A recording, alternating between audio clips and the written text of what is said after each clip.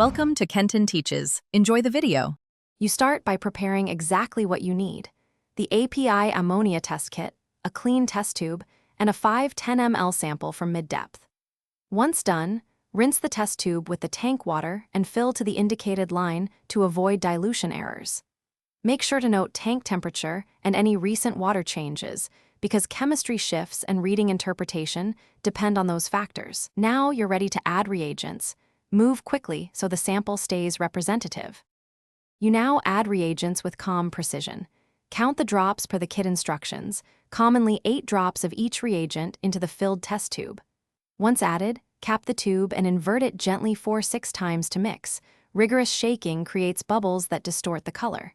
After mixing, set the tube on a flat surface and start timing. Make sure to wait the full reaction time, typically about 5 minutes, because the chemical color development completes only after that interval for an accurate match. You finish by comparing the tube color to the chart under natural daylight and holding it at eye level. Variations in lighting change perception.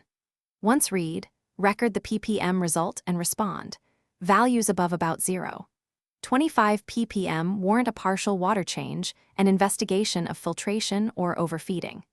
If the color is ambiguous, make sure the reagents aren't expired and repeat the test using a fresh sample and a thoroughly rinsed tube. A single unclear reading is often resolved by retesting. Thanks for watching. Please subscribe if this video was helpful.